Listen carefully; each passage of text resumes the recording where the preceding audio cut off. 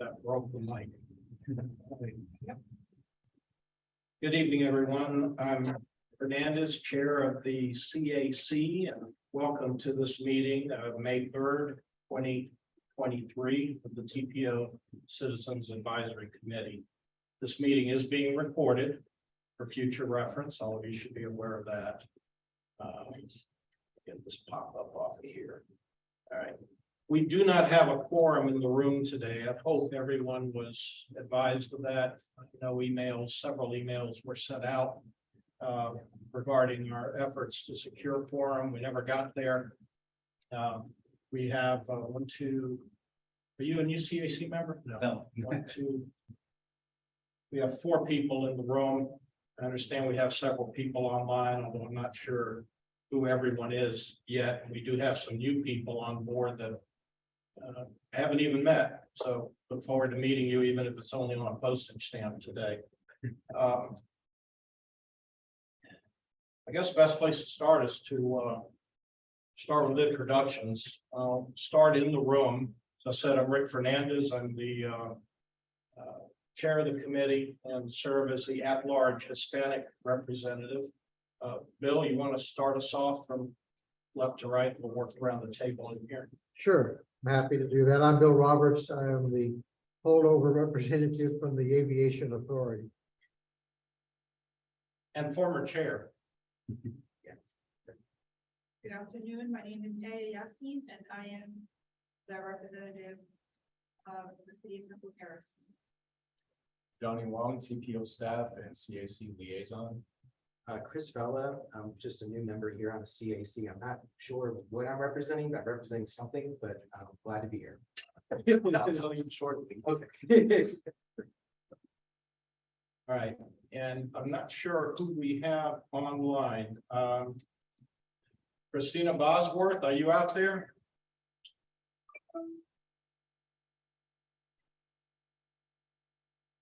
All right, Christina. I'm sorry, Chair. I was having a difficult time unmuting. I don't usually use this iPad, but I'm out of the country and don't have my computer. Yes, this is Christina Bosworth. Many of you remember me. I was a former CAC member that left last February when the official who appointed me lost her election. So now I am back. This is my first meeting back, and I am representing geographic location of Wimauma. So basically, I'll be really involved in the very far reaches, southern reaches of Hillsborough County. Thank you. Well, welcome back. Thank you. I'm going to go through the list of new names. If you're out there, chime in. Unfortunately, I'm not seeing names on my screen. Sarah Thomas out of the Brandon area at large. I'm here. Nice to meet everyone. Hi, Sarah. You want to tell us just a little bit about yourself? My name is Sarah Thomas. I've lived in Brandon for about the last decade now. I work at one of the local colleges, and I have a former background in economic development research. All right. Well, welcome. Kit Rollmeyer. I hope. Ermeyer. Welcome. Yeah, Sir. hi. I'm a new member. This is my first meeting. I live in Valrico. I've been in Hillsborough County for 22 years. All right. Well, welcome to the party. Chris Vella, we already had introduced. Chris Gonzalez, who I have listed here, is also a Hispanic representative at large. My bookend, I guess. Are you out there? All right, no Chris Gonzalez. Who am I missing? Anybody else out there? Hey, Sherry Southwell. I was appointed by Mike Owen to represent South County, like Apollo Beach South. And also you have Carolyn Brown. I'm here. I was appointed by Commissioner Myers. Hey, Carolyn. Hey, yeah. What's going on, Chair? How you guys doing? How's everybody? This is Terrence Trott. Been on the committee for quite a while. Love serving. I'm the African American at-large representative currently. And you started with me. We're both getting old in the tooth here. Oh yeah, Yeah. I think we still have something to offer though. Well, anyone else out there in virtual land? See a 561 area code number. No name attached. I'm not sure if that's a committee member or someone just logging into view. Not here. Rogers to the staff. All right, well, for now, we'll leave it at that. I guess the good news is we have great attendance tonight. It's just not in the room. So, you know, good news, bad news situation. But we'll carry on.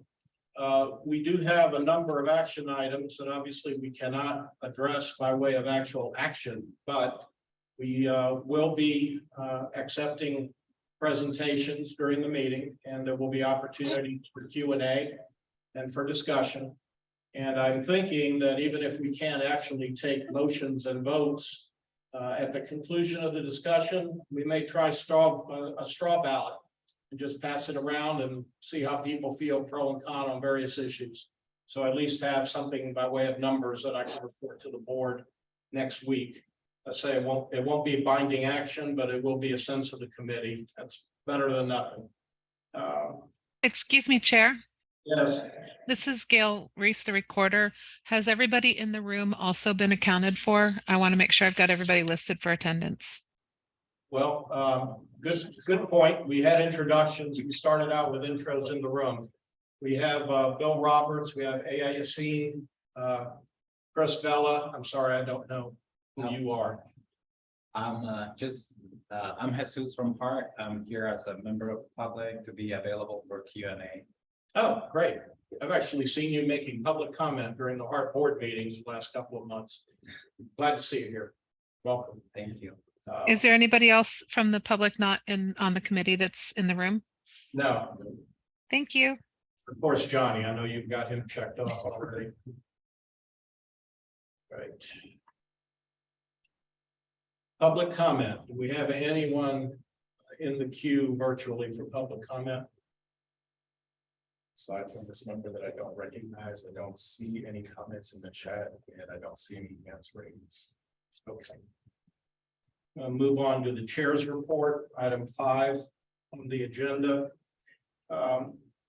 As those of you who've been around for a while know, and the new folks will find out soon enough, June is one of our more important meetings of the year. It is the meeting when we have the opportunity to review and pass upon the transportation improvement program for the year. And we have Steve Hollenkamp, who has joined us, our vice chair. Hey, Stephen.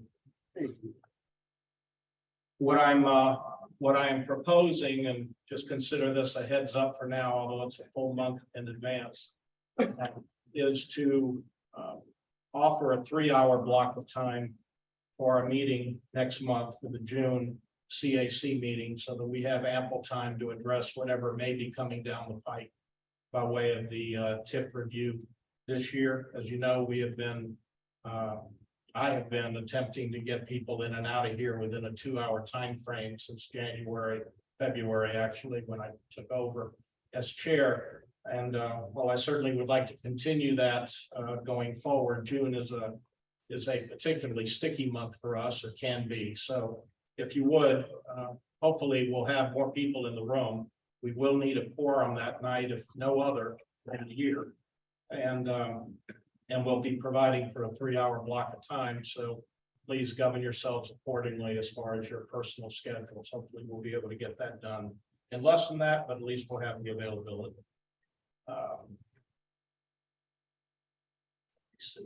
I noticed just before leaving the house to come down here tonight, on the board agenda, the TPO board meeting agenda for next week, they have an item for consideration having to do with a memorandum of understanding related to the possible mergers of TPOs and MPOs in Pinellas, Pasco, and Hillsborough counties. Most of you are aware that this is out there in the ether. We've been talking about it now for the last 2 or 3 months. Unfortunately, it's not on our agenda to discuss today. I hope that we would be brought more into the loop for that discussion than we have been. I'm assuming it's just an oversight.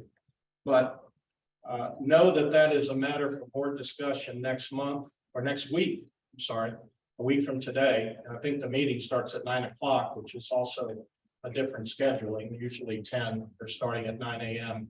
next Wednesday. But if you have any thoughts, concerns about the merger issue or MO for the TPOs and MPOs, please put that on your calendar, or know that you can certainly make public comment either in writing or verbally and in person or virtual. So that'd be for next week. I think that's all I have for Chair's report. The minutes, we're not in a position to act on a motion to approve the minutes. So we'll have to carry that over. We're now talking about the March 1 and April 5 minutes. We'll now be carrying those two over along with tonight's minutes into the next meeting in June. I did have a question though, Johnny, and I'm sorry I didn't raise this with you before the meeting, but just real quick. On the March 1 minutes, at page 4 of the minutes, this is for March 1, 2023. The last paragraph, as I can visualize it in my mind's eye right now, the discussion paragraph had several sections that were redlined. And I'm just curious with notations in the margin about deletions. And it wasn't clear to me what the intent of that document was with those editing comments on it. Right, if you remember at the March meeting, Jim Davidson expressed some concerns about the way that his comment was written into the minutes, and he was seeking for us to clarify, provide a little bit more details, specifically about what he was trying to convey. And so the new text that we added, and you can see the deleted portions in the margin off to the right, is a very brief summary that stating original minutes stated it was brought up that the difference with the sales tax is about $4 million. Jim asked to clarify, so we included the text. A member raised the concern that the 2045 LRTP revenue estimates differ significantly among the two financial scenarios. Those two scenarios were trend level of investment, basically what's being spent now, and the trend plus scenario, which is the amount of money for transportation improvements that we would have had if that sales tax money was available to us. So two financial scenarios, colon, the road maintenance budget for the trend plus sales tax, for example, was $4 million greater than the trend scenario estimate. The current funding data is looking at old schedules, which may need to be adjusted to reflect current financial conditions, including county mobility fees, among other revenue sources. And then he went on to say there are several items that are not included in the schedule, including developer investments. So I think that that's a little bit of a negotiation between what Jim asked us to include and us clarifying based on the recording of the meeting that we took a look at. So presenting that for your consideration, staff is okay with the changes. And while we view this more as a clarification than a correction to the minutes, I wanted to make this opportunity available to all committee members. If you're about to go on record and state something that feels very important, it would just be good habit or practice to say, hey, recorder, can you include this in the minutes or for the record, and then carry on with your concept or your statement. So I briefed Jim on that. He was fine with it. Okay. And I'd offer yet another option.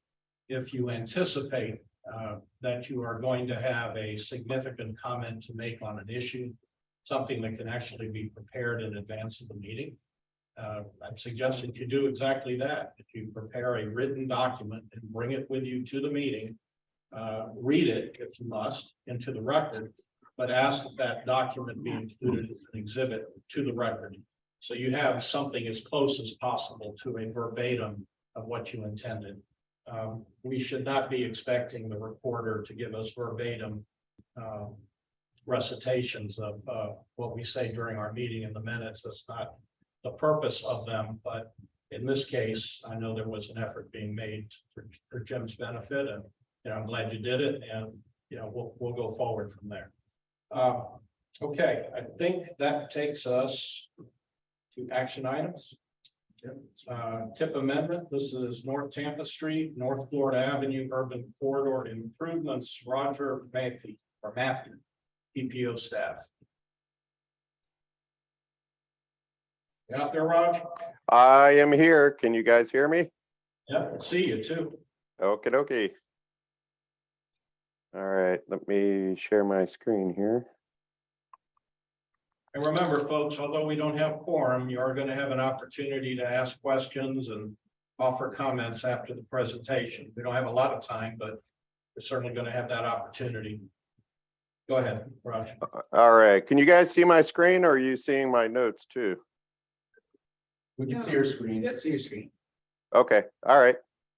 Good evening, CAC Chair, CAC members. I'm Roger Matthew with TPO staff. Today I'm presenting an overview of the new TIP amendment that will impact projects on North Tampa Street and North Florida Avenue from Florabraska Avenue and from Palm Avenue to MLK Junior Boulevard, urban corridor improvements. All right, so this TIP amendment is being requested by FDOT to add design phase funding in fiscal year 24. This is going to include an upgrade to the drainage system to help reduce flooding along both corridors. On Tampa Street, there will be multimodal improvements to include curb line reductions, widen the sidewalk on the east side of the street, and create a 12-foot shared use path on the west side of the street. Now on Florida Avenue, the multimodal improvements here will be also including curb line relocations, narrowing the width of the street travel lanes, and widen the sidewalks on both sides of the street. Bulb outs will also be constructed in areas with on-street parking at Columbus Drive and MLK Junior Boulevard on Florida Avenue. All right, here we go. All right, so this slide here are the top two on the left are the interim conditions. So what is currently out there as current will be transitioning to the interim phase up here at the top on both Tampa Street from downtown Tyler all the way up to Florabraska. All right, the bottom two will be the final conditions of what the proposed changes are going to look like. Over here is Florida Avenue, same with the existing conditions that are out there today. They'll be transitioning to this interim phase. And then down here on the bottom will be the final conditions. I'm going to leave this here for a little bit to digest it. And at the end of the presentation, we'll come back to this slide if you all have any questions.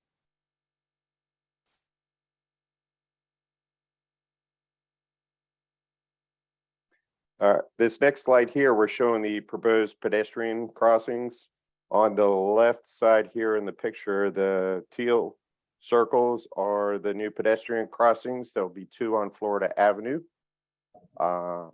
There's also going to be 3 of them on Tampa Street.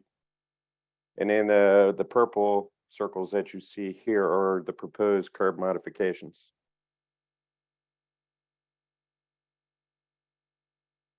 And this project is also has planned projects by heart, excuse me.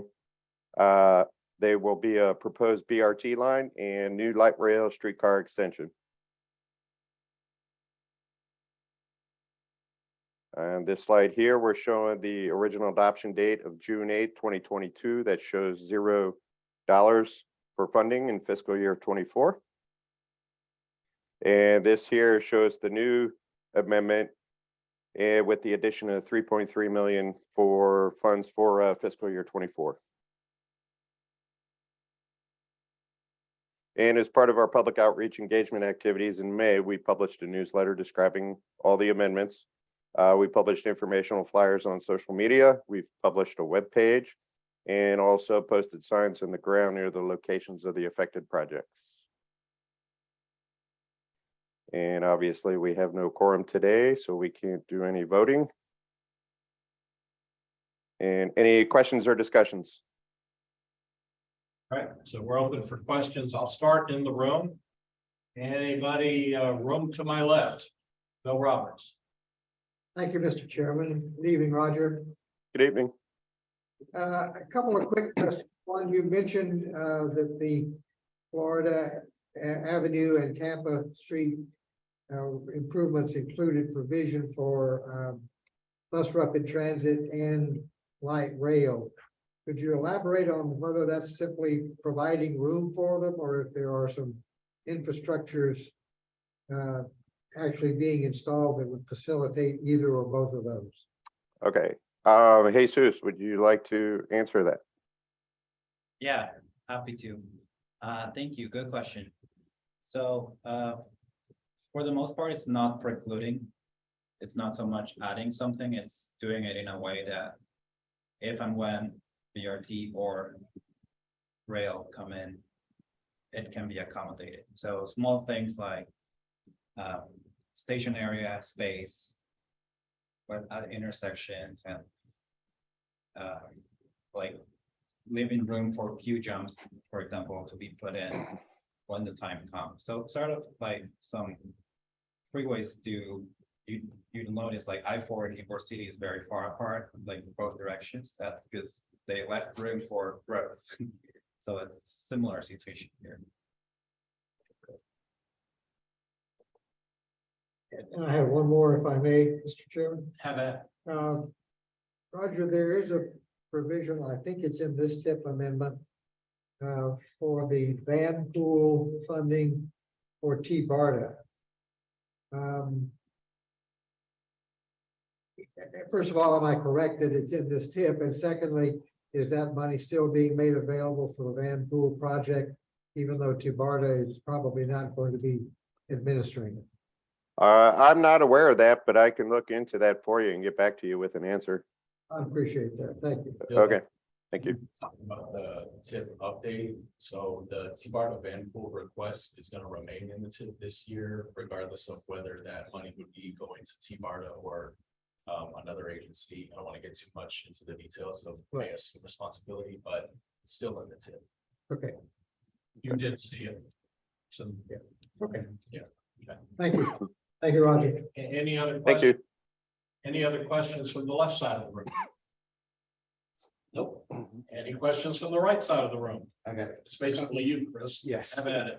Okay, this question is actually probably be more to Jesus Chair.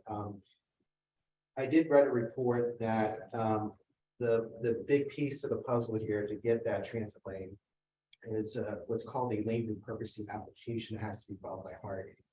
David Gwynn had remarked on this. Is there a status? I mean, I know there is an interim director, but is there like a specific timetable as to when that application will be submitted if it hasn't? I'll have a better answer for you in a couple weeks, but for now, the application was submitted last summer. Okay. FDOT provided feedback, and then we all, I mean, every transportation advocate in Tampa Bay sat on our hands waiting for the surtax to pass, which it didn't. So people thought we would just let it fizzle out, but we're taking it up again. We are just in the process to issue PO for the consultant to wrap that up. So the land repurposing application will be resubmitted sometime within the next couple of months, hopefully. And I'm exaggerating, it might be less. And then FDOT will review, and because it's a state highway, so to take a lane, FDOT needs to approve it. Got it, okay. And then my other questions, I think, go to Roger, right? I wanted to find out what happened to the bike lanes that are already existing on these portions of the road. Because it doesn't seem, it seems to imply the presentation that everything is going to be allocated on the sidewalks. But I am a little bit concerned as to how a cyclist would negotiate with intersections. Is there going to be a painted lane, or are we assuming everything is going to be on the sidewalk? I would guess the sidewalk at the moment, considering we're looking at these slides here, I can get a hold of DOT and come back with you for an answer. Okay, With, because there might be some speed and visual issues at those intersections. right, correct. As far as these segments that we're showing here, you're right, the cyclist would be pushed onto the sidewalk, which is widened to accommodate, so might be sufficient, but specifically to your question about the crossings, we didn't get renderings or typical sections, can't show you what it'll look like, but DOT has marked off some crosswalks that are gonna get improvements paint to ensure or improve safety across these intersections. Okay. All right, that's good. At least there's some discussion about that. The surrounding the existing drainage, or I'm sorry, the drainage for this project, I don't know if there has been a somewhat of a design yet for that. Would that just be tied to the existing drainage, or would we be anticipating any retention areas for that drainage?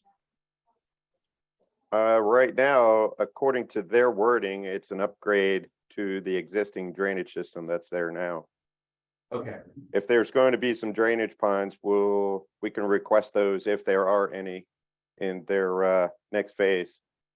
okay. I was just a little concerned, retention areas just kind of happening in the urban environment, so. All right, that answers that. I've read that this project will take 3 years. Does that sound kind of accurate to you in terms of completion? That's a good possibility. I cannot answer that at 100%, but probably so. Okay, I'll chime in a little bit. I would say that this project is still evolving. There was initially the RAISE grant, which facilitated the drainage improvements. But when the money ran out, they weren't able to, when I say they, I mean FDOT, wasn't able to fund the safety improvements. So with this TIP amendment, it's going to make that project whole and give them the money to do the crossings, the wide sidewalks, basically change it as we described. 3 years, who knows? It's still evolving. And then, of course, the last piece would be the bus lane designation. right. And that takes time because that's a whole process in and of itself. Your other question about the drainage. Yeah. It is an upgrade. I would say that it's kind of a major upgrade. I don't think that there's right of way out there to do ponds, but they're dropping in really big box culverts to store some of that wastewater or runoff. I don't think that a pond is part of the design. Okay, all right, cool. I noticed in these diagrams, you're maintaining over 10.5 feet on the main roadway. And I don't know the standards that well enough, but I'm assuming that's probably for freight. And there is freight on this road. So my question is there a rule why we need to have like 11 feet repeated throughout the whole entire road section? Can't we just have one 10.5 foot lane and that would satisfy for freight needs? I'm just looking to narrow this up a little bit more and have more public amenities on the side of the road. Johnny, you have an answer for that one?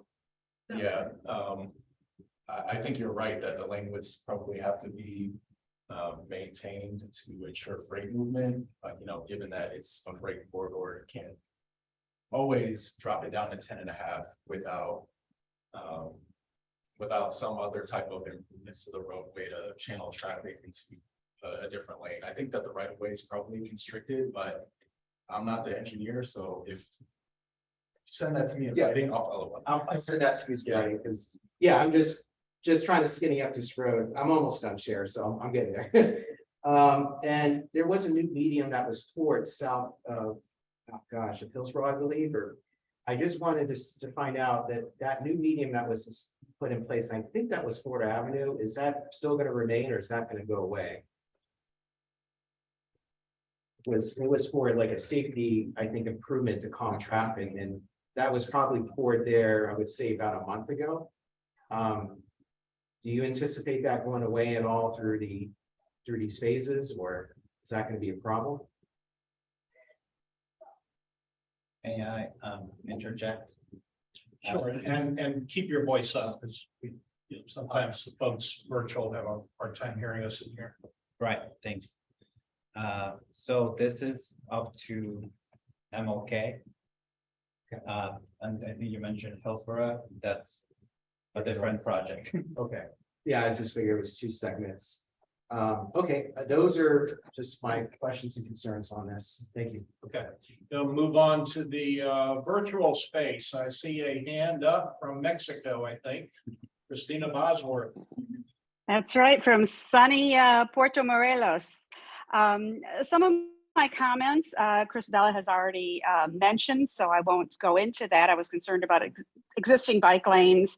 And just to say, I also strongly support narrower auto lanes and wider sidewalks and paths in an urban area. My questions are the new pedestrian crossings. Are there at existing traffic lights? And if not, will there be traffic lights or beacons installed there? As That's far as question one. okay, as far as I can tell, they're going to be at the intersections. With existing traffic lights? Correct. Okay, thank you. Mhm. And my other question is, I don't know if you'll know this, Roger, but will the 12-foot shared use path, will that connect to or intersect with any existing trails or paths? Not at the moment. I do not know that offhand. I can do some research on that. Get Yeah, back I'd to you. appreciate knowing that. Sure. Okay, thank Okay. you. Mhm. And that is it, Chair. Thank you. Thank you, Christina. Any other questions from our virtual attendees? I don't see any hands up, but I have just, oh, we have a question in the room. yes, so this is AASC Central Paris. I wanted to ask, so this is only for design, and this is to supplement the design funds. Can you go to the design slide, please? The funding slide, please?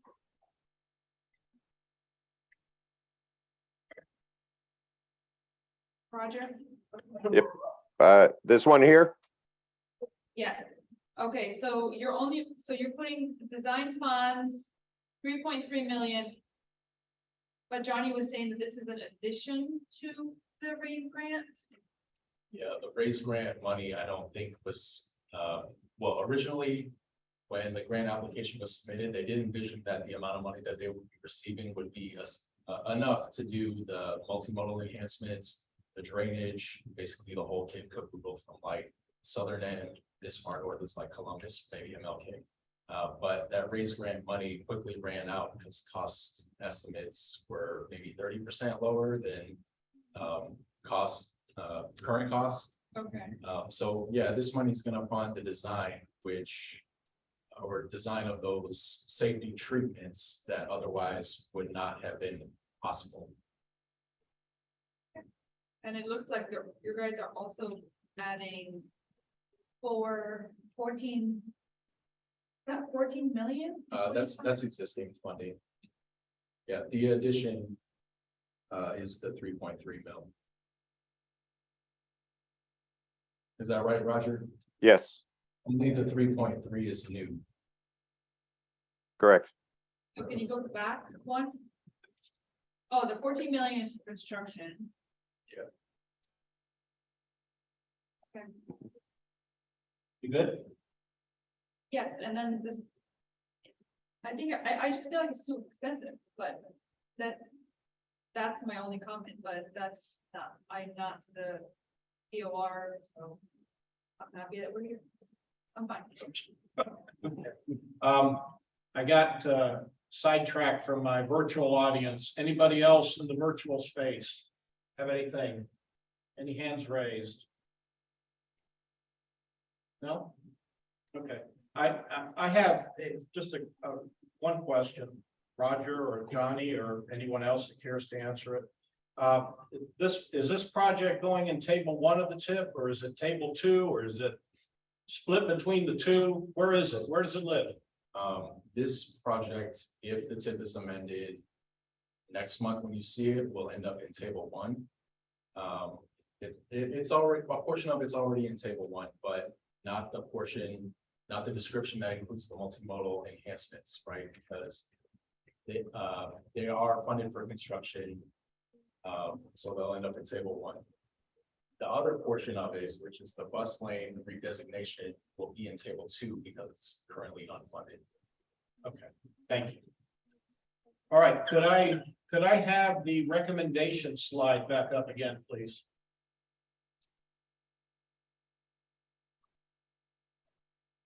Can you see that, Chair?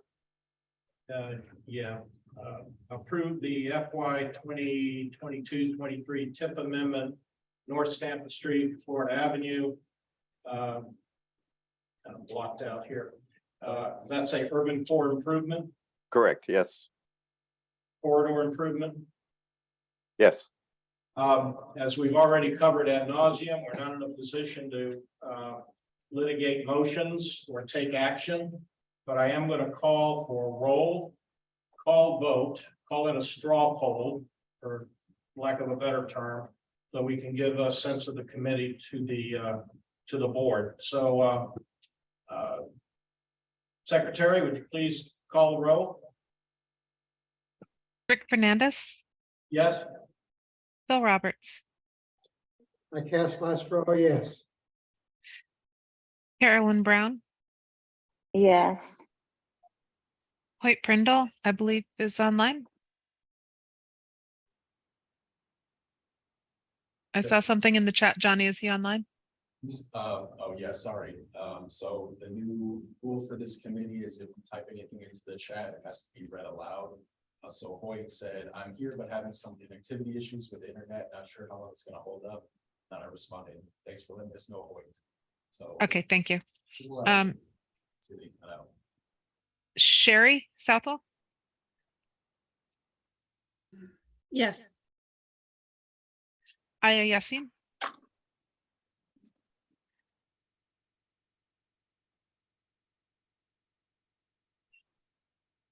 Aya, She said yes. thank you. Stephen Hollenkamp, Yes.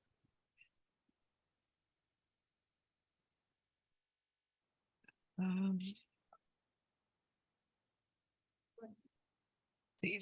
Terrence Trott, Yes. Christina Bosworth, Yes. Chris Vella, Yay. Sarah Thomas, Yes. and Kit Waremeyer. Yes. And that is unanimous approval, 11-0. Thank you, Madam Secretary. Appreciate that. And thank you, Roger. And Thank you very much. for all the great comments and questions. All right, that takes us, Just have a quick question. yes. All I ask is that with that motion, if we can just get updates on those safety improvements on the intersection. So this would be along Florida Avenue with the project limits. Okay, thank you. It's a request that we can submit through staff. Maybe we'll get an update on that sometime in the next millennium DOT. Thank you. Or stay on them, as I know you do. Okay, that takes us to action item B. The Unified Public Work Program update and amendment for Simmons. Yes. Hey, Hello. face there for a minute. I was there for a second. All right, so can you see the screen? Yes. Yes. Beautiful. All right. So I'm Amber Simmons. I'm TPO staff, and the purpose of this presentation is to briefly review the Unified Planning Work Program and the proposed amendment to the work program to add additional funds. So the Unified Planning Work Program is a 2-year cycle, and the project information we did provide to you in your packets for review. So just so you know, what you're seeing on the projects is not new. The tasks have remained the same. So what I will focus time on is what is new in this, which was the amendment. We're almost at the midpoint of the 2-year budget, and amendments are needed if there are changes in the budget, scope, or project additions. Our fiscal year is July 1st through June 30th, and this slide reviews our current and ongoing projects. And I'll give you a moment to kind of look through that.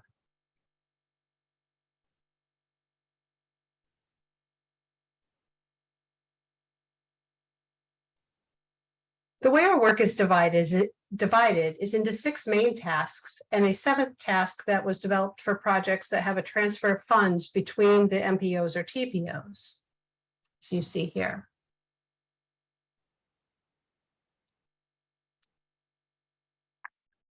And this slide are our required projects for fiscal year 24. Most of these are focusing on our 2050 long-range transportation plans and our annual obligations. The projects that you see here are not required, but they are recommended and currently programmed for fiscal year 24 based on board action last year. And here is some of our new information where we'd like to focus is that we're looking for an additional allotment of $13,655 in planning dollars. There were also funds left over in fiscal year 22 that will be transferred for our use in fiscal year 24 that equals $46,033 in planning funds or PL funds and $59,172 in surface transportation block grant funds or SU funding. We'll also be receiving an estimated $389,875 in an Environmental Protection Agency grant for an air quality network project. Although the actual budget as we're getting closer is looking more like $388,375. Therefore, the updated budget for fiscal year 24 in planning and Federal Transit Administration dollars is $2,467,574 and surface transportation block grant of $659,172. Also, the Florida Commission for Transportation Disadvantage or CTD state funds will equal an estimated $50,496. That was based on our fiscal year 23 allocation. We very recently received information that it will be more like $52,873.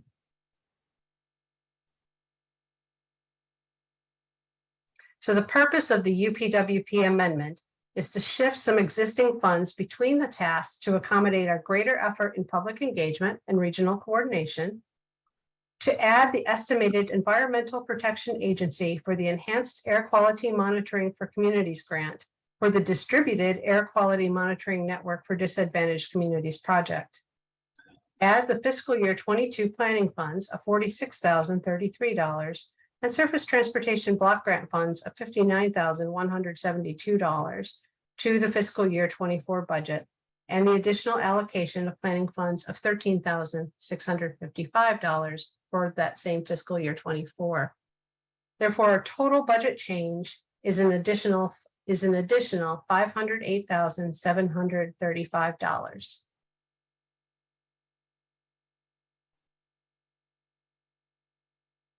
And we are open for discussion. Okay, well, we will continue with our established protocol. I'll take questions from the left of the room over here. Mr. Roberts, anything? I do have a question, Mr. Chairman.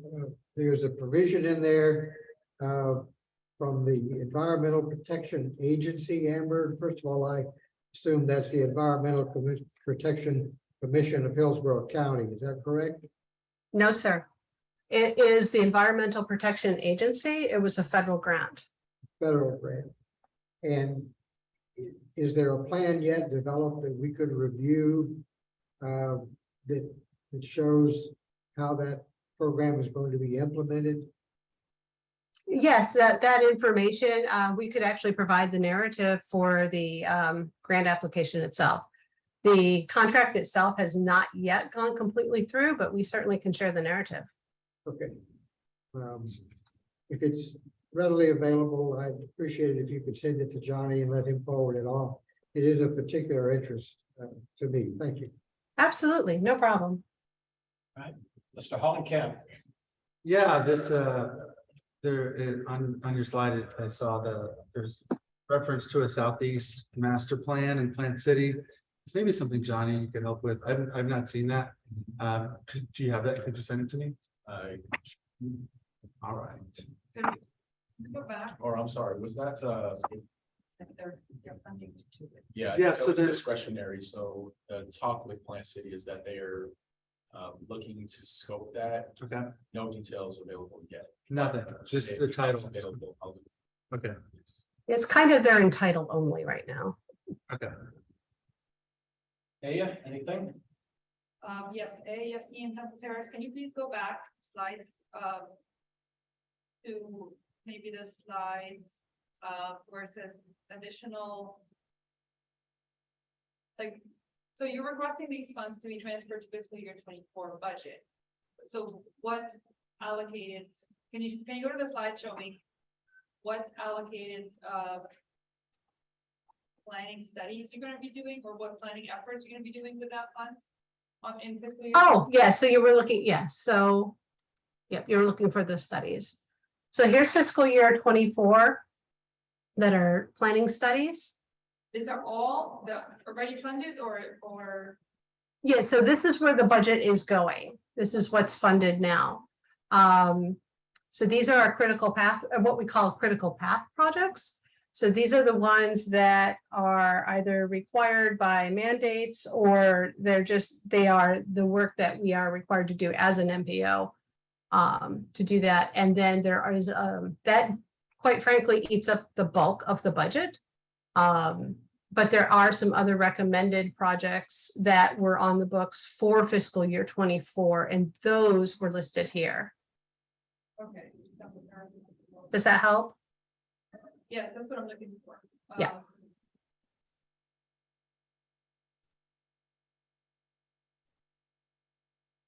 Are these going to be, can you please advise how these are going to be procured out? Are these going to be done through the NPO or through the local agencies like such as Plant City or Temple Terrace consultants or staff? Like, how is the money gonna flow? Is it gonna be done for the local agencies? Or is this money going to local agencies that they're gonna do it for themselves? The budgeted money goes through our agency. So that would go through the consultants, and I know our project managers work very closely with our partners. So I'm sure they'll come up with how that coordination and collaboration is going to work. Okay, so the TPO is going to assist those local agencies to create these planning studies, okay? And then the last question is about funds that is transferred from fiscal year 22. 24. Right. Why has that money not been used in 22? And like, why is it not going to 23? And not going to 24? That's just the financial fiscal process. So what happened in 22 when funds aren't completely utilized, even if there's still an ongoing project, that fiscal year closes out. Those funds are not immediately available for use, but they don't just disappear. So the way the process works is in the federal process for these funds, they will just to make it simple, they drop back in, not that next year, but the following year. Okay, Anything else? thank you. Sure. Moving over here to the right side of the room, Chris Vella. Yes. Hello, I do have a couple questions. I actually was kind of focusing on your update and amendment sheet, so it's a different document other than the one you're showing. And I know that Board Member Roberts mentioned about, what's gonna happen with Sabarda. I just wanted to kind of put a lens on that with the Van Pool. I wanted to put a lens on that. Who would jurisdict funds that were earmarked for Sabarda's Van Pool? Would that be the MPO, or would that default over to more of a regional agency like SCTPA or the Regional Planning Council? Like, what would happen with that money? That is a good question. I'd hate to give you the incorrect information, but I can find out. It's not part of our UPWP, so I really can't answer that for you. If Johnny or any of the others are able to have that. I can chime in a little bit. So there have been conversations about which agency will oversee operations of the band pool, but nothing's been decided yet. Regardless, for the money flows, the money that is programmed through the TIP for projects doesn't come through us. Right, those are funds that are maintained by FDOT. We make recommendations to them about where that money should go to. So whether it's TMARTA, HART, DOT, Hillsborough County, any agency under the sun, whoever assumes responsibility for the band pool, DOT would transfer money to them for that specific purpose. Okay. So it really wouldn't impact TPO budget at all. All right, and I just, my big concern is, I know people rely on the band pool, I just want to make sure that's still in process to some degree. And then the money is absorbed or lost, right, you know, in that, so. I guess just let us know, like, whoever that person is or the entity. My other questions I have there, and I know there's been a touch upon with Temple Terrace and Plant City master plans. I think Temple Terrace has like a mobility master development plan of some sort. The money for those things, does those cities contribute any type of funding for that? Or is that just pulled from a budget bucket of the county and then the MPO just works it from there? Like, how does that work? Because I didn't see like that much City of Tampa stuff. I saw a lot of Plant City and Temple Terrace. I'm just want to make sure we're getting a fair slice here in Tampa. So it's there's an allocation that you see there for Plant City, for Temple Terrace, and then there's also City of Tampa. It's Vision Zero street studies that you see there on the county roads in the City of Tampa. Is that you're looking at there. So as far as contributing, we divide up the budget as best we can based on, you know, whatever the need is or what projects that these people have requested. Annually, Johnny and his team does an around the world tour, which they seek out projects. That goes with the UPWP when we start a new cycle. So we're in the midpoint of the 2-year cycle. So the next UPWP, they'll be doing the same thing, going on the around the world tour, talking about, you know, what projects do you see in the future that you would like us to take on if it's at all possible. Got it. Then I have one final question. In April of 21st, Biden signed an executive order for environmental justice, which I think could probably be beneficial for the MPO to pursue to supplement budget shortfalls or just to supplement the projects on the roster. Is that something that you guys would be trying to do immediately, meaning like this year, or would that type of money basically go on to the next fiscal cycle or next year? It depends on when. So if you're talking about discretionary grants, it depends on when they drop. I can tell you almost anything that would drop right now would not land on this next fiscal year. Okay. Got it. All right, those are all my questions. Thank you. Thank you, Chris. Now, moving to the virtual space, I think I saw a hand up for Christina Bosworth. Yes, thank you, Chair, but I lowered my hand now because my question has been answered. Thank you. We are efficient here. Anybody else in the virtual space have a hand up? No? I don't see it. Okay. I wanted to mark something just because it struck me, Amber. Sure. You get the record, I think, and this is a good thing. I have never seen an allotment of money in any of these projects for $13,655. Lowest amount of money I've ever seen to grace any of these documents in 7 years. So you get an award. The tiniest project ever. It'll be a red letter for me on the calendar. Leftover money, for their projects, they're just gonna put it on the pile and then. I think so. It's literally a crumb, I think, but it's a $13,000 crumb. Somebody. It's cool. All right. I'm looking, Amber, at the board and committee agenda item cover sheet. And I just a question, the first Sure. bullet point under the summary paragraph talks about shifting the allocation of Federal Highway Administration grant funds, to align with personnel needs. I don't understand what that meant. What are personnel needs that we're aligning? Sure. So this slide might help a little bit more on slide 9. So here you see it says in the bullet point, shifting personnel funds from task 1 to task 2 to task 5 to task 6, which basically tells you nothing in that statement there. But what it does is when we get our budget, we divide it between those 6 tasks that I said our work is divided amongst. And that's a tentative division as to how much we think we'll use in each one of those areas. And each piece of that is divided again between projects and personnel needs, which is staffing.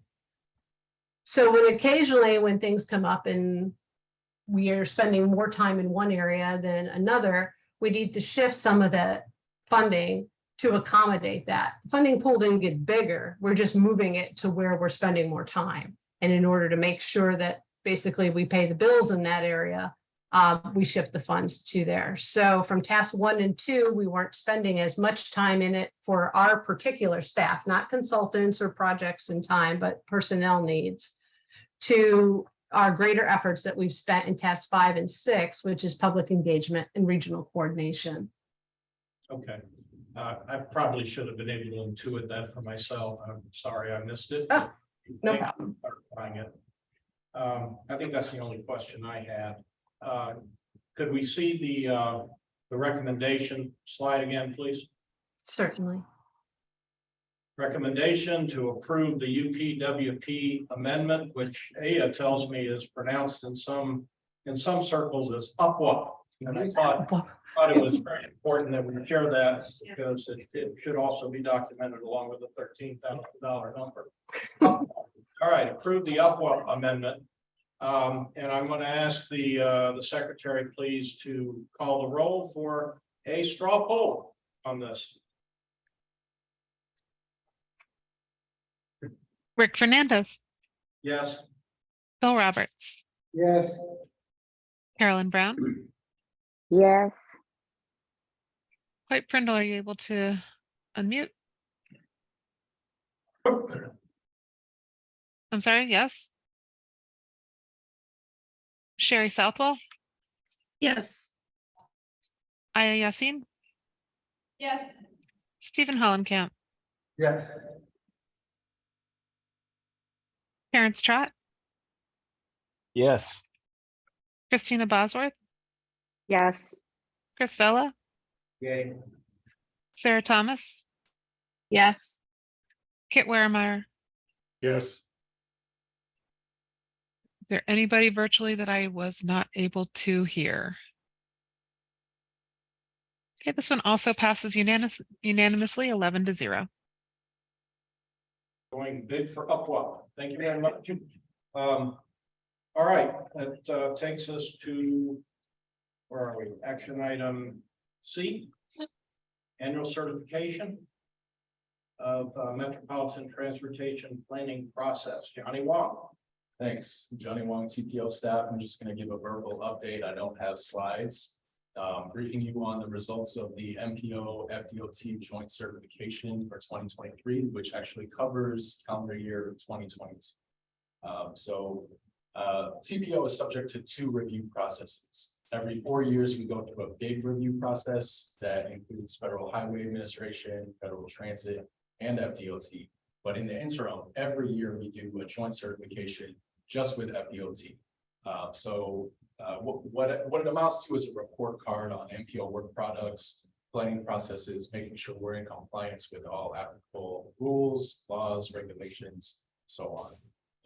That certification, when it comes back to us in summary form, is 3 sections long. The first is notable achievements. Second will be recommended actions. So like things that you can do to improve the planning process, but aren't strictly necessary. And third would be required corrections. Required or a correction is not a good thing. So I'm going to brief you on the results of it right now. Starting with section 1, notable achievements. We got recognized for at least 12 outstanding products that we did over the past year. Select sample of some of them: Tampa School Safety Study, Access to Parks Study, Environmental Justice Analysis for TIP priorities. We revised that methodology to make sure we're accounting for the impacts on disadvantaged communities. The EPA Air Quality Monitoring Pilot, which is now funded, it's a bigger project. We also received a bike-friendly designation by the League of Cyclists, and Flip Junior, which is a program where we take high school students and teach them about what it means to be a planner. So all those got recognized for a job well done. Some of the recommendations that FDOT offered, there were two, and one of them was a general recommendation that was made to all all MPOs in District 7. So take that for what it is. It was to ensure that TPO staff coordinate with the district liaisons when we're doing contracting and procurement to make sure that we abide by all applicable rules and regulations. So that was a general comment that was made to all the MPOs. And then next, that we continue to educate committee and board members of the TPO's role and responsibilities, so that my interpretation of that is by us educating the advisory committees and the board of what their obligations and responsibilities are, they can make more informed decisions about our planning work. There were no corrective actions, so that's great. The requested action from this committee, if we had a quorum, would be to recognize that we had a great review and that we're in compliance with all federal and state laws. At the board meeting next week, the action will be to have the chair sign off on the certification document, which has to be sent back to the DOT. And if that happens, then you will have achieved like the lowest risk assessment, low level risk assessment, which means we can continue receiving federal and state funds. And that's about it. Any questions? Okay, start over here, left side. No questions. Nothing on the left, anything on the right? Just congratulations. You got my support. Thank you. Unofficially. May I get a copy of that, or is that published online? Yeah, there's a copy in the packet. I can give you a hard copy, but let's see if you want. Yeah, it's in the packet. Virtual space, any hands up? I don't see any, but a little fuzzy. No? Johnny? Let me see. I don't think I see any.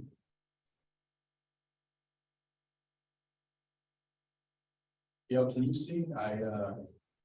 My Zoom is having a bit of an issue. I don't see any hands raised and I don't see anything in chat. Thank you. Christina Bosworth's hand is not raised, so I think we're probably safe. Okay, good. Well, if I had a question on this or not. I'm going to say what I'm going to say only because, you know, I'm me and I always say something. Maybe it could be taken the wrong way. When I reviewed this, I mean, and yes, congratulations to echo Chris's comment. But I'm curious, does the fact that we have the deadliest roads in the United States of America enter into this at all? Does anybody care? I mean, I understand that we've got, I think, 11 bullet points here of notable achievements. But we got a real big one that is not a notable achievement. And I'm just curious why that doesn't even get mentioned in a document like this. We have been highlighted for our Vision Zero work in previous certification reviews. When FHWA and FTA did the big quadrennial review, there was a huge topic of conversation about Vision Zero. If you remember some years back, that was a term that very few people knew anything about. And we were recognized for kind of like pushing the envelope, at least in this region. So our work there has been recognized as far as the performance results in the county. You know, I think that that's a challenge that TPO is trying to take on, but our power to actually affect change is limited to the planning process. So No, that's not really a topic of conversation in the annual certification, but it is amongst our BEP partners when we do the big. Again, I mean no disrespect by that, it's just I get it. kind of a glaring issue to me. Okay, could we go back to the recommendation slide? I didn't have the slide. It was just to recognize that we're in compliance with federal and state laws and to support the chair in signing off on the certification. Okay, could we just do an acclamation vote on this? All in favor, aye? Aye. Aye. Any opposed? All right, so we'll chalk that one up as unanimous. Let's see. The D item, action item is the CAC resolution. The proponent of this was Josh Frank, and he's not with us today.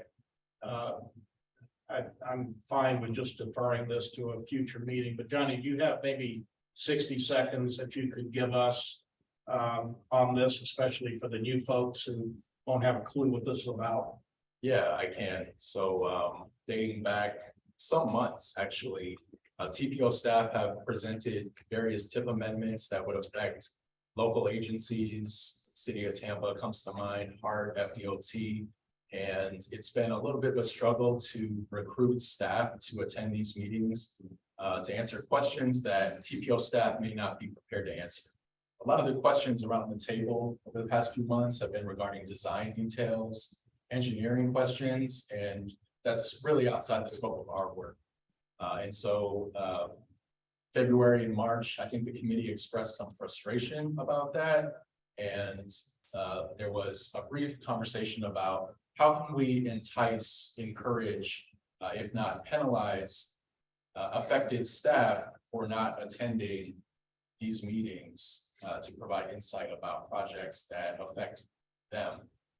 And so Josh Frank drafted a resolution that was included in the packet, basically outlining some steps that he think could have an impact, right? So the resolution, you can read it for yourself, it's on the screen, but the meat and potatoes, or the penalty, I should say, is that if an agency fails to send a representative to at least attempt to answer this committee's questions, then the committee members would feel uncomfortable passing that tip amendment. And there are some penalties outlined in the second to last and last bullet points that are shown on the screen. I'll just read them. Be it further resolved that if an agency fails to send a designated representative 2 or more consecutive meetings where action items or project updates are discussed without prior notification and a valid reason, the agency will be subject to penalties such as delaying project approval or automatic unanimous recommendation of denial. Be it further resolved that the CAC will work with agencies to establish a protocol for reliable agency participation and communication, and will provide feedback and support to agencies to help ensure the success of community projects and initiatives. So you saw that today. I invited our staff. They were able to attend to field any questions. As we gave them a heads up that, hey, this project implicates HART due to the bus lane designation, and they were able to attend. So apart from the resolution, we are actively working with our agency partners to ensure that they have representation at these meetings. This resolution, I think, would just solidify that. Okay, thank you. We've had one instance, I think, thus far, that had been last month, that we took action not to recommend an action item for exactly this reason. Communicated to the board that we agreed with it in principle, but because we did not have sufficient information from the proposing agency, I think in that case was DOT, if I'm not mistaken, that we were not comfortable, if you will, assigning our imprimatur to the recommendation that was being requested. That's the first time I can recall. I mean, I've taken individual votes opposing motions for exactly that reason, but this is the first time I can recall the committee position. So this resolution, I'm sure will come back again. I know that we're not all going to be in agreement with the language, so that'll wind up being an issue for debate and motions and amendments that we don't have time for, don't have the authority for today. But take the time to read it. If you haven't already, read the resolution, and Johnny is in about as good a position as anybody to give you some background on it if you feel you need more. Mr. Chair, I do have one quick question. Yeah. I'd like to ask, and maybe you can help answer this too. I've done some little bit of research and I cannot find any MPO that was successfully able to, or has done so to reject a CIS project. And right now, the most controversial project that has come through here is the interstate expansion. So I guess my point is, usually CIS is driven by legislation. It's a gubernatorial driven project. It's usually birthed in Tallahassee, and then it makes its way over here, just through old language that doesn't go away. Would this be sufficient enough to stall a project of that magnitude and that priority from the state of Florida? It's very difficult. There's multiple Florida statutes that around CIS projects, and I don't know if you might know the answer to that, or maybe we could get Cameron Clark to, I don't know his last name, but get Cameron to look at that and see if maybe this would be valid for that type of function. Could I respond to that? Sure. First of all, could you define the term CIS? Sure. So Strategic Intermodal System Project. Okay. Yeah, sorry about that. I mean, I'm used to that term, but I'm not sure everybody is. CIS has been around since, I believe, the early 2000s, and it was just a way for the Florida legislation itself to just take a proactive approach to solving regional and freight issues. The problem with CIS projects is that they're 100% funded by the state of Florida, to my knowledge, which means that they don't need federal funding for it. Now, they might use federal money to study it, but in terms of executing it, constructing it, maintaining it, usually the CIS project is free from federal money. And we are a federal mandated group, right? So the feds tell us we have to have the CSC committee and an MPO to govern a certain population size. Because this project doesn't necessarily need federal funding, I'm just afraid that there might be some technical issue where FDOT could come in here and not, or I'm sorry, they could not come in here, but they'll show up at the board meeting with all these changes and nobody knows about it. And are allowed to do it because it's a CIS project. So I just want to make sure that whatever we're crafting here is in the right direction.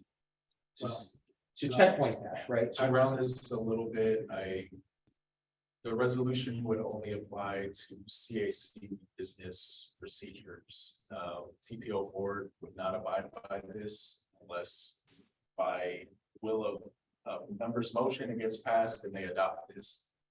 However, the ultimate decision-making authority for this metropolitan planning area is the MPO, and you're as aware of the relevant statute as I am, the language about PE preliminary design phase of PE or whatever it is. I'm butchering that, I know. And we've also all been briefed by Cameron about the jargon and limited clarification, no clarification of terms in that statute. It's not supported by case law yet. So yeah, that's kind of taking your conversation a little bit of a different direction, but no, this resolution wouldn't have any bearing on TPO board decision making. It would just be for the CSC. Okay, that would definitely be the case. I absolutely agree with that. And I don't think that Josh, as the proponent of this, had any thought that it would reach that far in terms of it being an authoritative document for that purpose. But I will say this, we want as a group, I think I'm speaking out of school here, we would like to see the advocating agencies in the room with us so that they can answer our questions and we can make informed decisions based on the recommendations that are being given. And we have not been getting that for quite some time. So this is about trying to communicate that frustration to the agencies and to the board. And I will note that at the last meeting, when the last board meeting, when the fact of this resolution was broached, because I mentioned it in in my chair report to the board.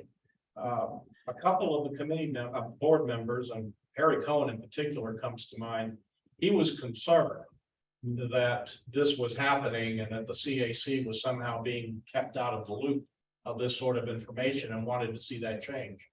Now, would that ever rise to the point where he might be upset because FDOT isn't at the podium explaining their projects to them? I don't know, but that might be where that happens at some point in the future. But for us right now, we're just trying to get the stone moving up the hill a little bit. Okay, can we move on to, I'm sorry, Bill. Thank you, Mr. Chairman. I hope this issue does come back at a future meeting, and as I said at the last meeting, I have at least one amendment to offer to the language, but for the benefit of those new members, which you correctly identified, this problem has persisted for some time. It frankly is partly of our own making, but no one has complained about it or been more vocal about it than myself. As chair, you may recall that I voiced frustration with Hart a number of times. I'm glad to see someone from Hart was here tonight. I hope under their new leadership, when they get a new CEO, they're going to be more forthcoming, which they have not particularly been over the last years. So I think for the new members, I think they need to understand, at least my point of view is that this motion is probably appropriate in order to encourage those agencies that make presentations before the CAC to send someone, and to send someone who is knowledgeable and can answer reasonable questions from a citizens committee. We're not a technical committee. There is a technical committee for the TPO. That's not us. But in terms of the things that we should be probing, we certainly deserve, I think, to have someone in the room or online that can adequately answer those questions. And that, I think, is the primary thrust of this motion that Josh has made. And I'm prepared to support it with some minor changes. So thank you for letting me speak my. Oh, absolutely. Thank you very much for those comments. Okay, that takes us out. I have a comment. Yes. So, AASC in Temple Terrace, I want to just one comment about that the MPO board will be approving this project. I don't think that will really happen because if they don't have to have the MPO approve it. They're funding it on their own. Why would they need the MPO board to approve anything anyway? Federally and state funded projects have to be programmed to TIP. So they do appear in the FDOT work program, which is adopted into the TIP every year. Yeah. Okay. My second comment is I want to recognize that today's TIP amendment and the UPWP amendment had sufficient information in the presentation by staff that I actually want to commend their effort, and I think it was sufficient, giving us all the answers. That doesn't mean that I don't want the project manager for projects to attend, and I definitely, support this resolution. But I felt that today, the amount of detail that was provided to the committee was sufficient, if not even more than needs. So thank you for that. I really wanted to commend staff for that. Thank you. Okay. Don't see anything else in the room. I don't see any hands up virtually. I don't think. No, Johnny? I don't see any no chats either. Okay. Well, that takes us to status reports, and I'll note we are exactly on the mark as far as our agenda, maybe 1 minute off. 7:20 status report that we're going to talk about truck routes. Hillsborough County truck route plan update and 2050 freight and goods movement technical memo. Pop your corn. All right. It's fun stuff. Yeah, it's good stuff. Good evening, Chairman and CAC members. Wade Reynolds, Hillsborough TPO. And this project has two outputs. An update to the Hillsborough County truck route plan and the technical memo for the 2050 long-range transportation plan on freight.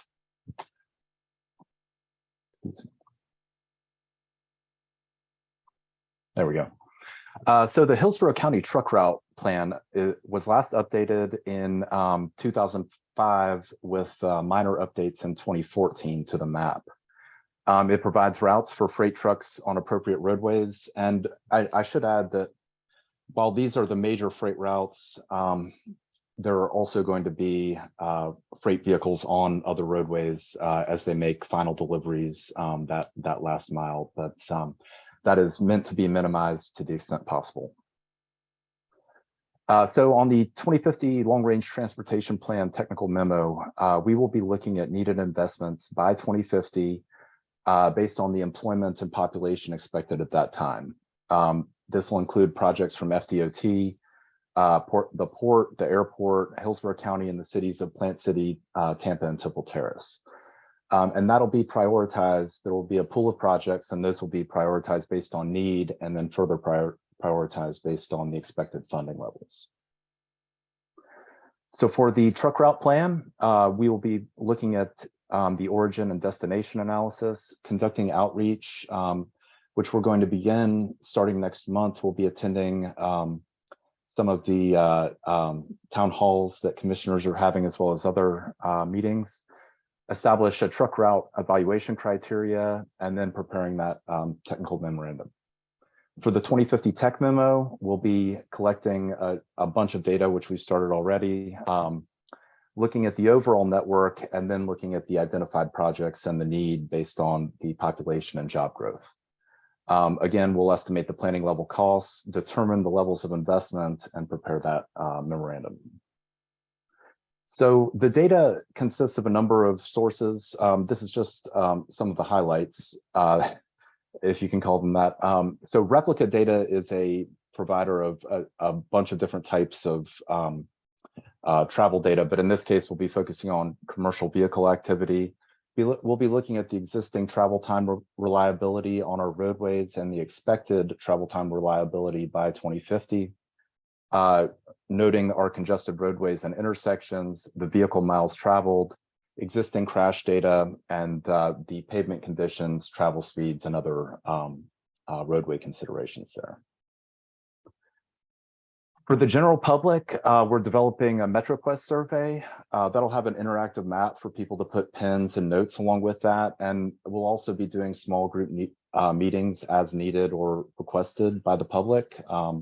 We'll also be coming to our committees and, as I mentioned, going out to town halls and other existing meetings. We also have the Planning Commission has a future land use element update going on, which we will be attending some of those meetings. I've been attending the Palm River Community Plan meetings and will continue to do so, bringing them this project.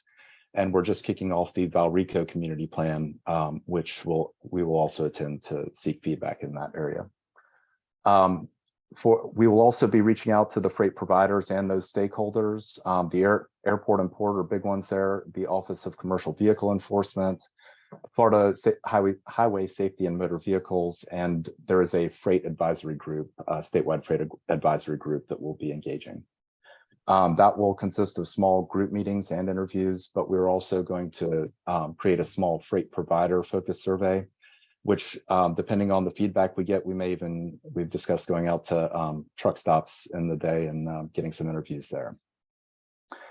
So thank you. This is just an introduction to the project. We plan to have it wrapped up by probably September or October, and I'm happy to answer any questions you may have. All right, cool. Any questions in the room? Mr. Hollenkamp. Yeah, thank you, Wade. Do you guys have a plan for a meeting in Plant City? We are engaging Plant City staff. I haven't thought about any Plant City public meetings on this, but I'm happy to show up at any existing meeting or try to work with Plant City staff to create a meeting if that's what they would like. Okay, thank you. At the local truck stop. Yeah, Wade, we have this long issue in Plant City. We have these one-way roads that go through our downtown, and they're truck routes. And And so the first step to reverting them back to being two ways would be moving these truck routes. So there's a lot of demand in Plant City to do that or to find alternative routes. Do you have any comments on that, or do you know of any chatter that's taken place on this issue? I have not heard, but I believe those are Baker and Reynolds. And obviously Reynolds stands out to me, but no, I have not heard of any proposals to take them off. I believe those are also US 92, which is a secondary state route to I-4 there. So I know when there is a problem on I-4, US 92 and those city roads in Plant City can really be impacted. Yeah, okay, thank you. Any other questions in the room? Chris Vella. Just a minor one, and it's way different than a truck, but I noticed that there's proliferation with e-cargo bikes and UPS, FedEx, DHL, all those guys are starting to use those services in more dense areas. Would your survey include looking at not using tractor trailers and maybe using more like micro freight depots and logistics where you don't have to use trucks in neighborhoods and I guess downtown proper? I think we'll certainly be looking at those emerging delivery providers. I think Amazon maybe is a good example. I know they're bringing on a lot of electric vehicles as well that will be smaller for more urban environments. But I will certainly pass that along to the consultant as a consideration, and we'll see if we can do anything on that. All right, thank you. Okay, virtual space, Christina Bosworth is giving me the high five. Yeah, thank you, Chair. Yes, Wade. My questions have to do with the community outreach. You said that the commissioner outreach, you'll be speaking at some of those. Is that going to be publicized? When and where those will be, and also the MetroQuest survey, to whom and how is that going to be distributed? I have a real concern with one of these roads in South County, Sims between US 301 and US 41, which is pretty residential. And there's north and south of that, you have Big Bend and Gibsonton, which are great for truck routes. So I'm concerned about Sims, and I'd like to give my feedback at one of these meetings or surveys. So how are those going to be publicized? Well, it will certainly be publicized through this committee, so you will have an opportunity. But those town hall meetings are being heavily publicized. I know Commissioner Myers in particular has been holding them. I've seen signs up all over her district about them, and I know we have advertised them as well. So for our community meetings, we publicize them on social media. We put up signs in the neighborhood, and we try to get a group together that we're going to work with through the course of developing those community plans. It's not the planning advisory group, but it's something similar to that. But we also do outreach on social media through our newsletter. We do whatever we can to get the word out through those methods and through our committees. So we always appreciate any help that people can provide through neighborhood or private community groups. And we are happy to come speak or provide information, whether that is virtual or in person. Great, thank you. Any other hands up virtually?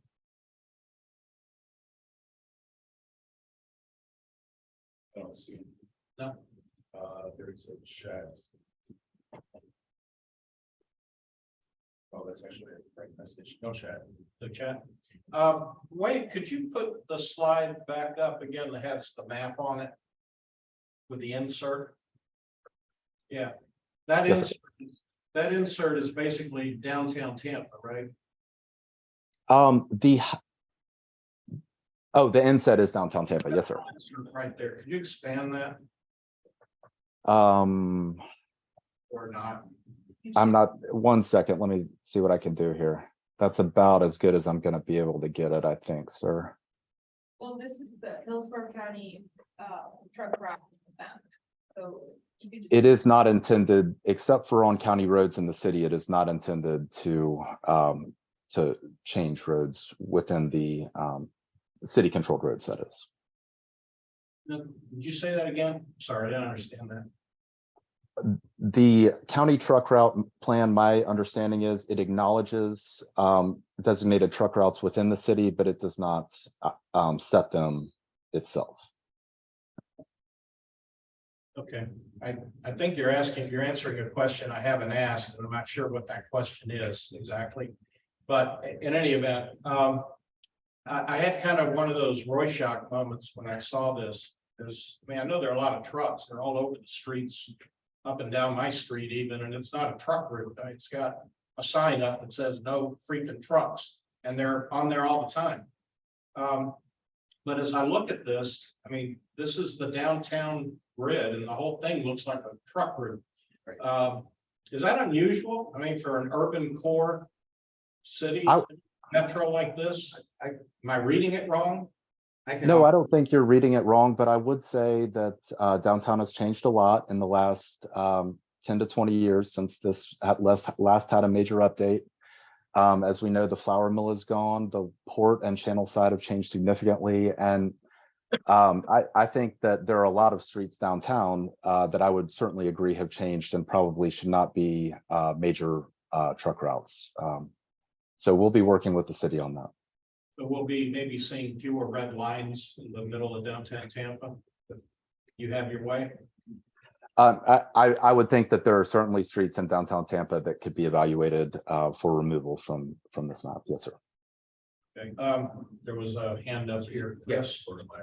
Just want to offer a point of clarification. So the city of Tampa does have a truck route map, and perhaps maybe somebody could provide that over to you, Chair, directly.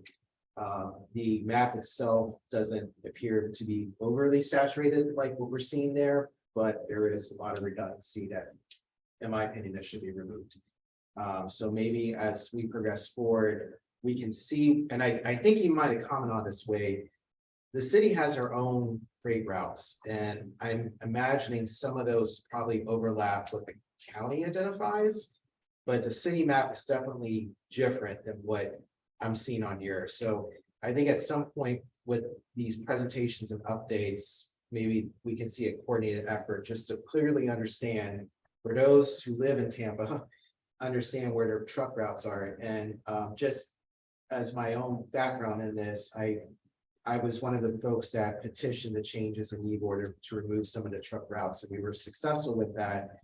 But it was very confusing at the time because when I was looking at county maps, Tampa map, I noticed there were some discrepancies back in 2016. So if there's any way that we can get that information updated, that'd be really helpful for the committee.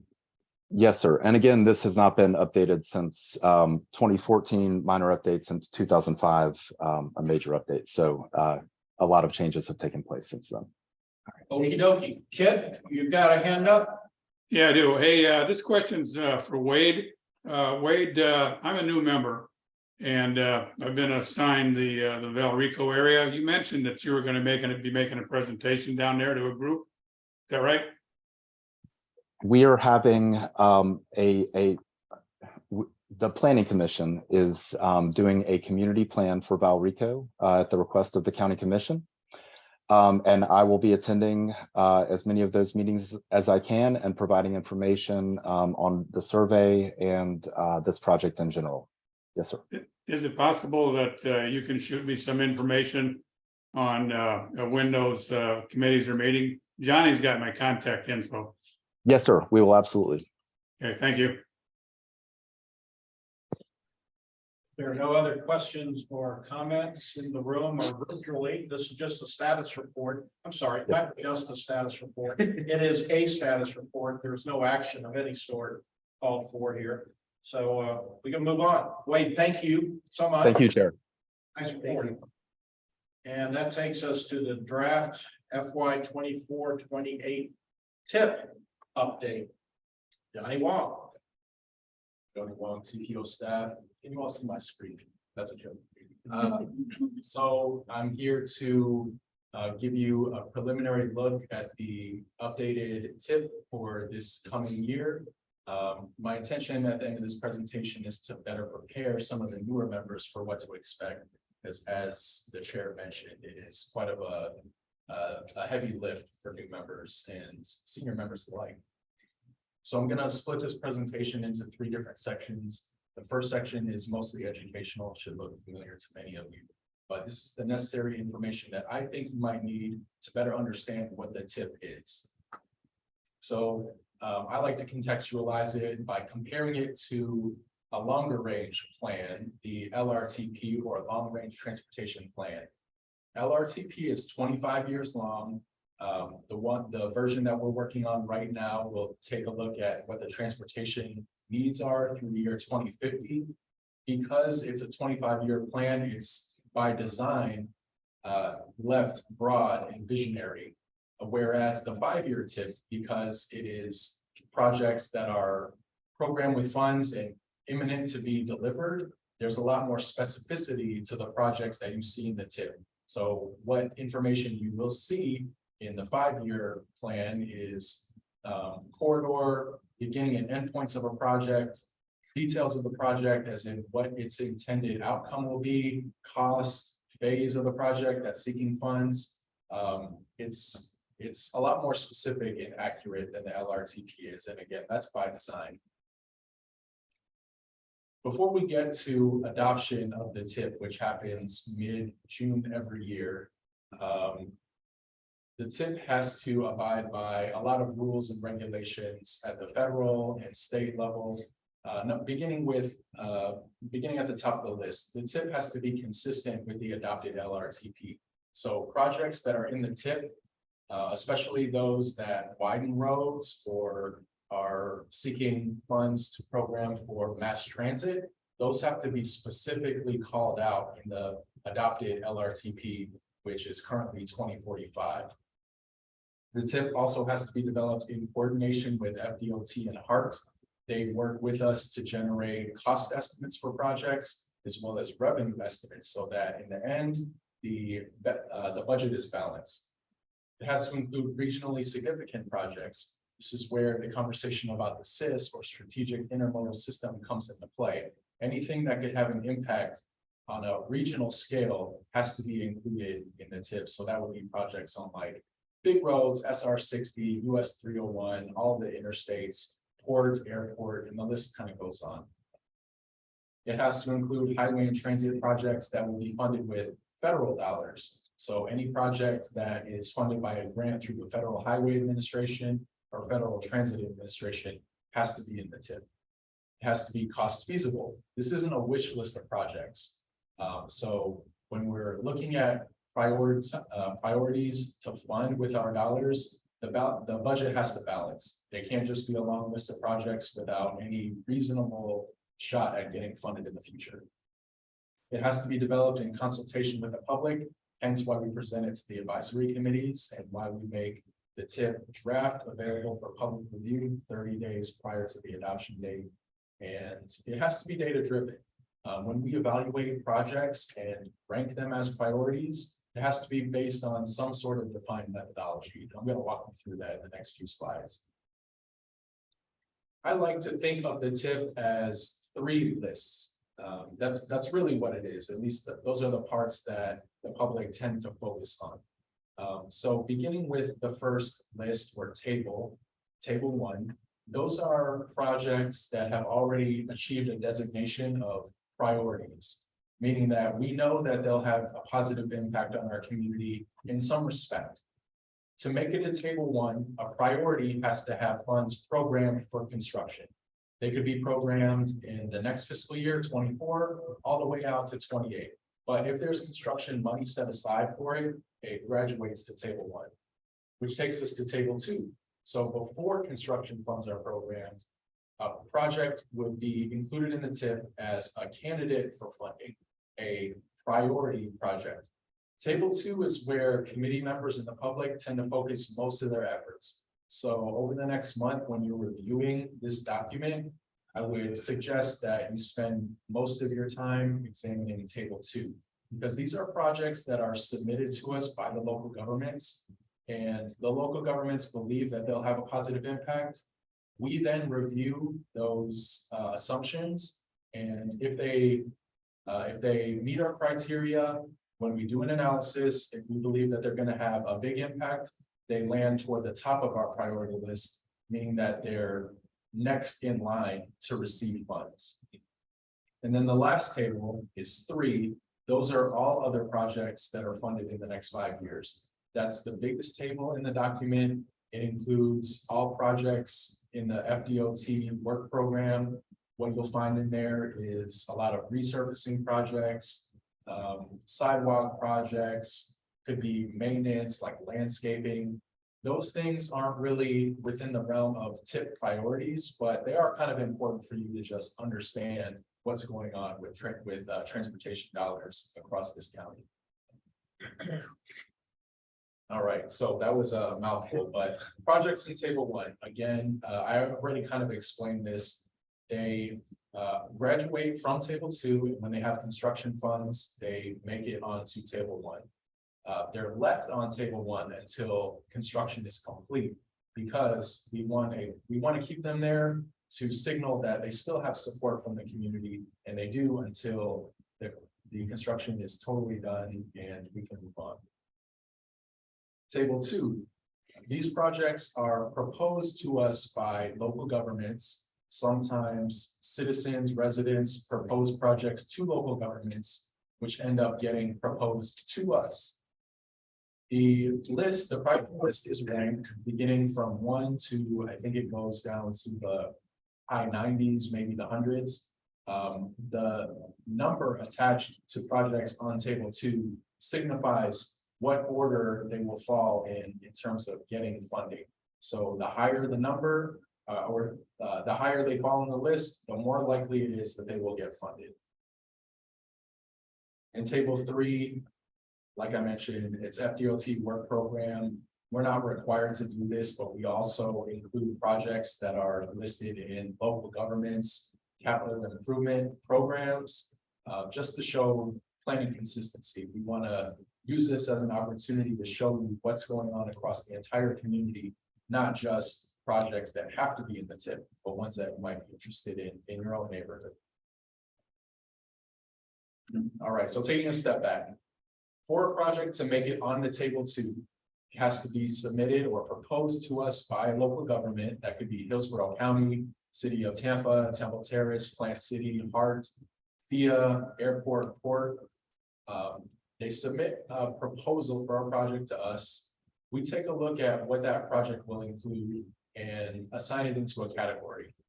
These 5 icons toward the bottom of the screen represent 5 different project or program categories. The red is state of good repair. The projects that end up in that category are pavement, resurfacings, like pavement projects, bridge replacements, anything to do with resilience, like flood mitigation. Orange, moving to the right, Vision 0 is safety projects. Anything that will address a crash problem across the county. Purple, that little traffic signal is smart cities, could be intersection improvements, could be traffic signals, could be some more sophisticated mobility technology, like advanced traffic management systems or something to that effect. The blue circle with the bus on it is real choices. Mobility options fall into that category. It could be sidewalk gaps getting filled. It could be transit operational dollars. It could be bike lanes, trails, side paths, things like that. On the far end in green is major projects. I mentioned this earlier, any highway widening project, anything that adds capacity, it could be a widening project, road extension, mass transit on a fixed guideway rail ends up in major projects category, as well as projects that are so expensive that they wouldn't have a shot at getting funded in the other 4. So typically, if a project's going to cost more than $5 million, it'll land in the major projects category. Once the project is sorted into one of those 5 categories, my team finds data, we do analysis and evaluate the forecasted or expected impact of each project, and that's how we assign a rank to it. So a safety project that will potentially save or prevent 20 crashes would be ranked higher than a safety project that could prevent 3 crashes, and kind of understand that's how the hierarchy is established. Once we have the priority list sorted, TPO adds value to this process by going through each project, taking a look at what type of improvements will be included, who owns the road, who's going to implement it, and the time frame. And then we try to match each project with a funding source. So we do this and also work with the local governments to fill out grant applications so that we can deliver dollars to them to move these projects forward. That's it for section 1. I know that was a lot, but you'll see a summary version of this next month as well. So if you didn't hear something I said or forgot it already, I'll recap. Each unit. I'm going to quickly go through a preliminary draft of each of the tables, highlighting some changes. Table 1, again, these are projects that are funded for construction, priorities that are funded for construction. So there's some new additions to it. And you'll notice that a lot of these have had construction dollars programmed as a result of TIP amendments that this committee passed. Beginning with safety, Vision Zero, the Boy Scout at Manhattan traffic signal that was passed by the board last month is on there. That's now funded for construction. Sidewalk around Marshall Middle School, sidewalk around Tomlin Middle School, both of those are in Plant City. Within the city of Tampa, Lois Ave from Cleveland to Boy Scout. US 301 intersection improvements at Palm River Road, Harney, Stacy, and McIntosh. Also, again, approved by the board last month. Fowler Ave from 56 to I-75. Moving over to the real choices when not driving category. Again, these are mobility options. The Green Artery segments D and E were funded. Mango Road at Old Hillsborough Ave is an intersection project in the county, which is funded. And then DOT is going to be using some of its carbon reduction funds to fill in sidewalk gaps on state-owned segments throughout the county. Major investments, the big projects. Big Bend Road bookends from US 301 to Covington Gardens Drive is going to add 2 lanes, 1 in each direction for that segment, as well as the eastern segment, which is Simmons Loop Road to US 301. Quick note on this project, it will appear in table 1 and table 2 because there is some money funded for construction, but it's not enough money to complete the project. So this is an example of a project being on both tables at the same time. The next project I'm going to talk about is another example of that. Replacement of the Hart Heavy Maintenance Facility. The estimated cost for that project is north of $100 million. I believe 50 to 60 million of it has already been committed. So because that money is funding construction, it appears in table 1, but because it's not complete yet, it'll also be in table 2. Good. Some changes to table 1 from last year are that a number of construction projects have been complete, so they can now come off that list. Safety projects are Bush Boulevard at Armenia Ave, Hillsborough County Safe Routes to School projects, Morris Bridge Road bike lanes, and a safety project on Kennedy Boulevard from West Shore to Woodland. Real choices when not driving, a segment of the Upper Tampa Bay Trail connector from East Lake Fern to a sidewalk. We need to adjust that, but that segment is now complete. And then major investments, Sam Allen Road from SR 39 to Park Road, construction is complete.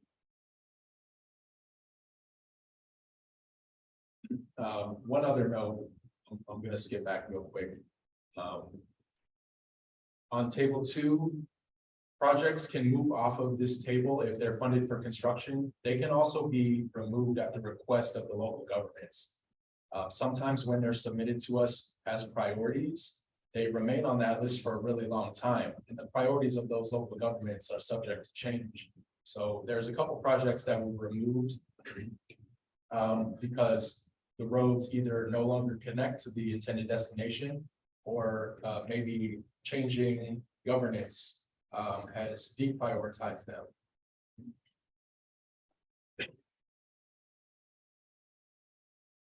Questions? What's Bermuda Boulevard? It's a road in the city of Tampa. Beautiful. I can, Where is that? I don't know, it's Davis Island, Davis Island? Bermuda. Well, there's two. I think there's one over at Davis Island. And then what's that? Palmetto Beach. There's so Palmetto Beach is looking to do bike path improvements. And I think Bermuda was part of that. Seawall reconstruction. It's hard to track it all. Davis Island. I'll have to double check. I probably. it's actually, we can discuss later, it's actually my project, for the city of Tampa. So it's a road on McKay Bay. And it's a historic seawall that is in really bad shape. Needs to be rehabilitated and reconstructed. And the city of Tampa is applying for funds and grants to have the seawall reconstructed and also revitalize the neighborhood as a whole. Creating a bike bed, like waterfront and bike pedestrian facility within the network of the neighborhood. It's gonna be pretty. I saw a sneak preview. Right, that sounds good. I just No, it's fine. really didn't know where Bermuda Boulevard was. We don't have money for it yet. We're trying. Table 2. All right. All right, table 2, the changes, new projects that were added or were asked to remain on the list because they're continuing needs. Bus replacements, that's always going to appear on the tip priority list because Hart always needs money to replace buses that are aging. So that's appeared in every tip that I've been a part of, and I expect it will continue in the future, this year included. Bus maintenance, midlife overhaul, these are rehabilitation projects for buses that have a useful life, which could be extended if they have like engine or transmission replacements. So they're not necessarily in need of total replacement, they can be overhauled, but the work's a little bit more substantial. Repair replacement of the Hart heavy maintenance facility, as I just mentioned on table 1 and 2. Bus stop capital repairs at various locations. TIP amendment has come through to fund portion of that program, but still a huge need by Hart to make those upgrades. Van pool operations, I intentionally did not include T-BARDA because it remains to be seen which agency will operate that, but the funds are still earmarked. Bermuda Boulevard seawall reconstruction, as I have mentioned, is her project in the city of Tampa. Vision Zero safety projects, we added one in Plant City on Collins Street from Also Brook to Alexander. Multimodal safety enhancements is described to us as a complete streets project. Within the city of Tampa, Platt Street from Armenia Ave to Parker Street, South 22nd Street from US 41 to Marconi, and another one in Plant City, SR 39 from Alexander Street to Trapnell. That's a planning study. Smart cities, a number of requests this year, all traffic signal related, Ybor City signal replacements. This is partitioned into several phases because just about all of the signals in this part of the city are twice their useful life, so in dire need of replacement. Hillsborough County also asking for money to invest in a smart traffic network. The majority of the funds, if programmed, would go toward upgrading obsolete signals as well. The next two are within Temple Terrace, both on 56th Street, one at Grove Hill Road. That's a traffic signal warrant study to see if it meets criteria for a new signal. And then at the intersection of 56th and Druid Hills, Serena Drive, also a traffic signal need. That is a needed head crossing there. I do have one quick question around the slide, the Ybor signal replacement, would that be inclusive of Palm Avenue and Nebraska by chance, you know? I'm not sure that they have identified specific locations. Okay. And I'm not sure whether that specific location falls into phase 1 or 2. It was just a request because it's more programmatic, right? Right. Whatever we can allocate them will fund city's highest priority for replacement. Okay. The last one is also in the city of Tampa, Franklin Street, Outwater Street, new traffic signal and crosswalk upgrades. Real Choices We're Not Driving, Plant City Canal Connector Trail Phase 1. That's part of a bigger trail project. This is the southernmost segment that will ultimately connect that trail to downtown Plant City. Next, South 26th Street from US 41 to Adamo Drive, head and cyclist safety and trail connections. Yukon Street from 22nd to 40th Street, filling in some sidewalk gaps along that corridor. Same on Rome Ave, this time from MLK Boulevard to Sly Ave. And lastly, out in Temple Terrace, pedestrian bridge at 122nd Ave that will go over the bypass canal. 3 additions to major investments, operating funds to extend the streetcar along Florida Ave from Whiting Street to Palm Ave. Lithia Pinecrest Road from Fishhawk Boulevard to Lumsden Road. That's a widening project with some multimodal enhancements. And Van Dyke Road from the Suncoast Parkway to east of Worley Road, widening that from 2 to 4 lanes. So those are all of the proposed new additions to the TIP priority list. They've already been evaluated and added to the list in draft form. So if you see any that are in your neighborhood or of particular interest to you, I would suggest you spend some time to read through the description so that you really understand what's included. When we come back in June, I'll have even more details. And, you know, since we have 3 hours, I can spend a little bit more time working you through the scope of each of these projects so that you really understand what will be constructed. The last section of the presentation is next steps. Since we have put together our draft priority list, we're already working with the local governments to identify potential funding sources and prepare them for grant applications that might come down the pipeline. We're also reviewing the projects and going to make allocation recommendations to the board so that when it's adopted in June, it will not just be to move a project forward, but specifically how much money for each project. And then next programming cycle, we are going to work with FDOT and recommend projects off our priority list to be funded. There are a number of steps for regional coordination. Keeping in mind that regionally significant projects have to be included in this list. There are 3 priority lists that are shared among the MPOs in Pasco, Pinellas, Hillsborough, as well as some that go out to an 8-county region, including Sarasota, Manatee, Polk, Citrus, and Hernando. Transportation Regional Incentive Program is a state implemented funding program that awards projects that will facilitate economic growth. A couple of our projects in Hillsborough County that are in the major program category will also appear on the TRIP list. Multi-use trail priorities, typically candidates for Sun-Trail funding. The goal to create a statewide bike network. So portions of that statewide network that fall in Hillsborough County will end up on our TIP and the MUD list. Multi-use trail, affectionately referred to as MUD. And also major projects. Some of the projects that have been funded through this priority list are West Shore Interchange, 275. That's a really important list to be on for a regional project to be considered for funding. Is this where the CIS projects go? A lot of the projects fall on CIS facilities, so if they end up on the regional priority list, that would just signal public approval for them.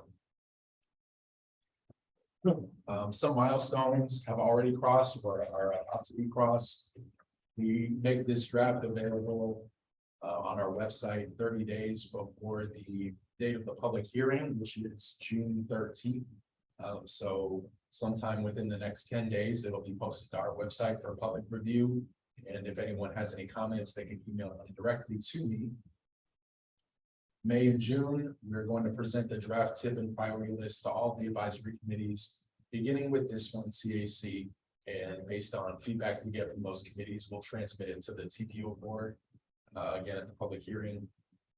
And then June, I think that's supposed to say June 13th.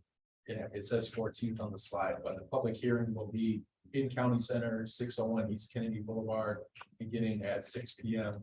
That's going to be on the first floor. Oh, it actually is the 14th, my mistake. So the date on the slide's great. Any questions? Yeah. Just Johnny, if you please, can you please send us the link when you post the draft tip to the website for a review? Sure can. Any more questions on the left of the room here? No, was that a no? Yeah, did you have something else? I have a recommendation for next meeting. Maybe Johnny can only discuss specific projects that people have questions about and not everything. If you would like, I don't know what you think, Chair, or the committee feels about that. And just instead of talking about all these major projects, we can just like maybe do our homework and then come back with questions if you have any. Well, homework would be a good thing. I definitely would recommend actually looking at the thing before you show up here at the meeting. And there is no way that we'll be able to get through every single line item of the tip during the meeting. So yeah, we do wind up focusing on certain elements of the tip that are of importance to individual members of the committee. I think that happens de facto, but I don't think, Johnny, you'd be trying to go through the entire tip document line item by line item.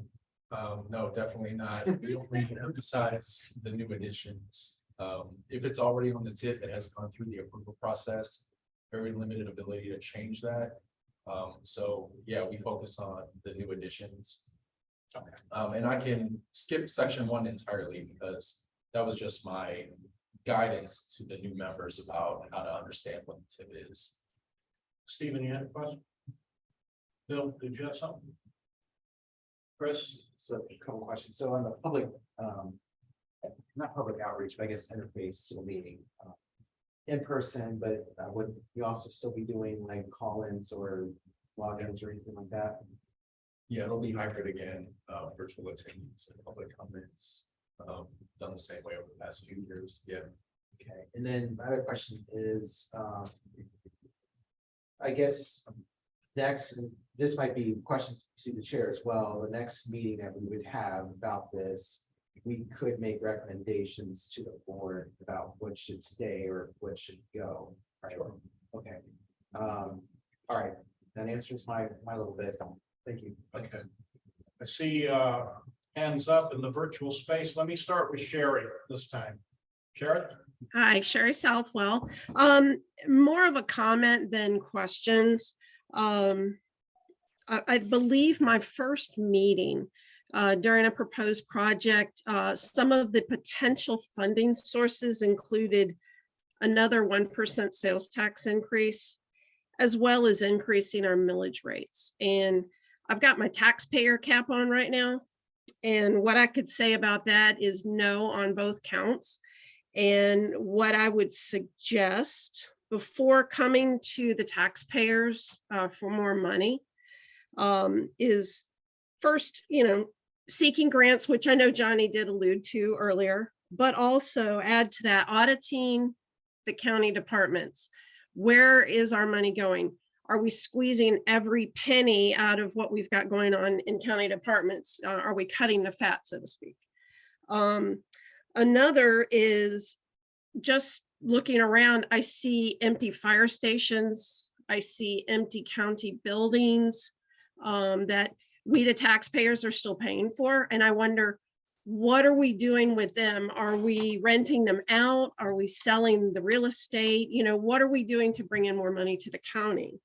And, looking at unused equipment, looking at Heartline is a great example. What do we do with the buses that are out of operation? Are we selling them? Are we auctioning them? Are we just scrapping them?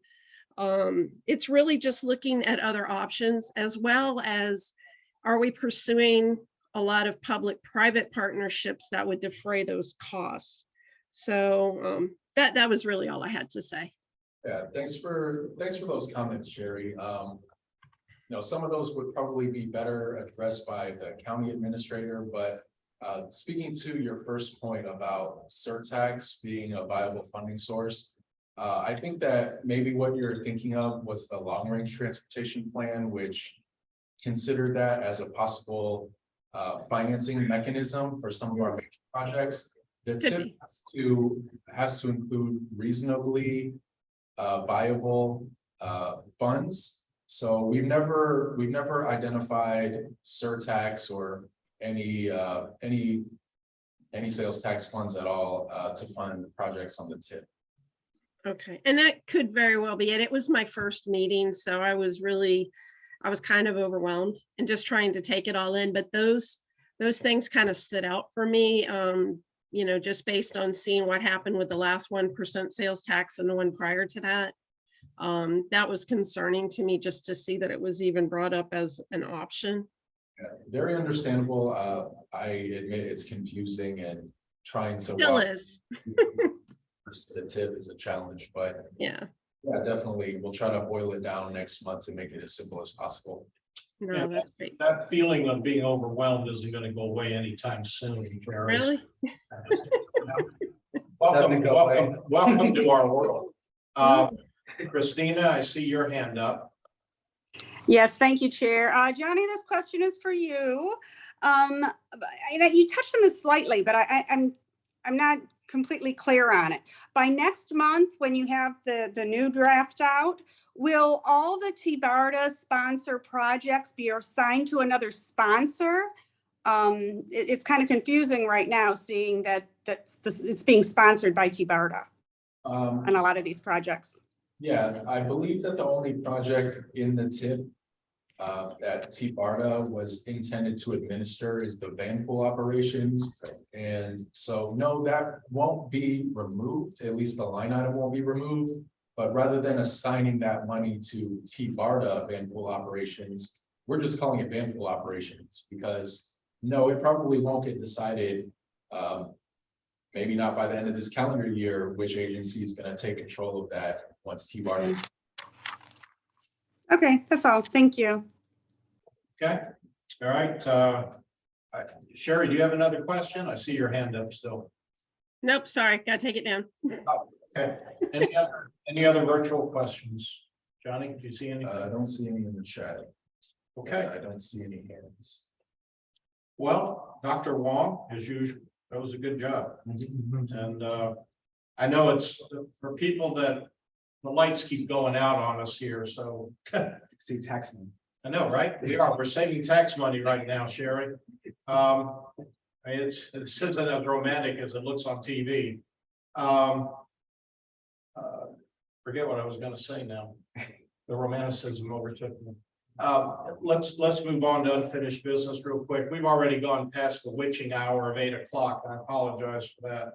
But I let it run a little extra long because frankly, this is about all the information we're gonna get before the June meeting. We have run workshops in the past to go over the tip in more detail so that we're more prepared for the June meeting, but I don't see that in the cards this year. So Johnny, thank you for that. The next CAC meeting is June 7th. That'll be when we do our tip review. So again, please calendar yourself for a 3-hour block. We may not need it, but just in case. And please, if at all possible, try to be in the room. The virtual space is great as far as it goes, but it's nice to actually be able to meet you folks face to face. The new people, I think will integrate into the group much more easily if you at least come to a couple of meetings during the year.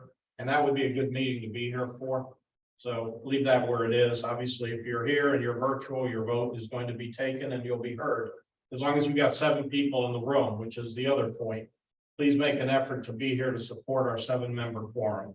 Because we really need to be in a good action space for next month. Johnny, did you have anything you wanted to say about CAC vacancies or the optional social meeting in July? Not about vacancies, but 9C I do want to speak to. So with the bylaws amendment, we decided to make July an optional social meeting. But I wanna take the temperature of the committee and ask if we'd like to convert that to a business meeting. Because at a previous, during a previous presentation, a couple of committee members requested the ability to take a deeper dive into the cost revenue elements of the LRTP. Specifically, Jim Davison wanted to take a look at how we're projecting portions of transportation revenue sources and how that translates into LRTP project prioritization.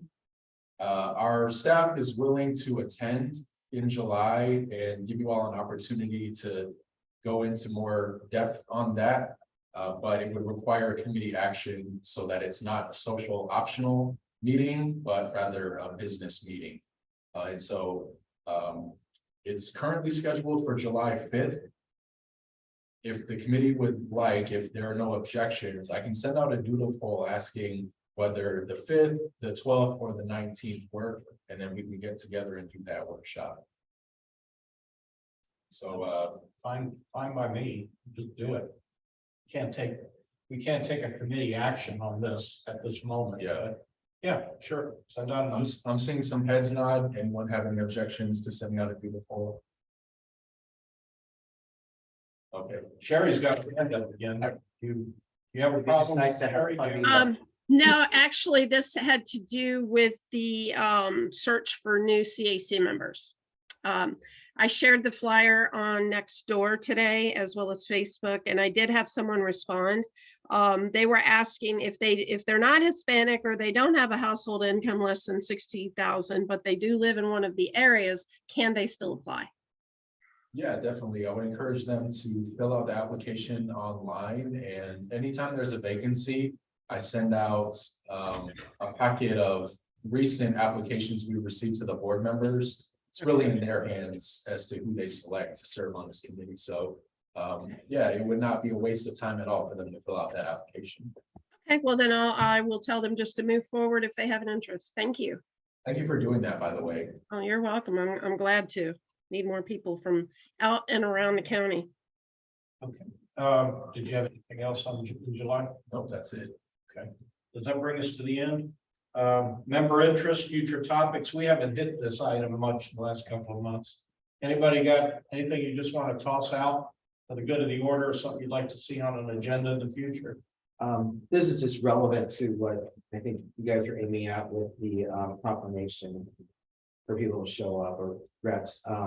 I obtained some new information from FDOT about the downtown interchange, and I'd really like for them to come. I know it's impossible for it before the tip, but at least let's just say by the fall, I would like for them to come by and give us an update on their design for the interchange, and also hyphen or / construction plan right now, just so that my community, I can let my community know, Ybor City, what's going on with that.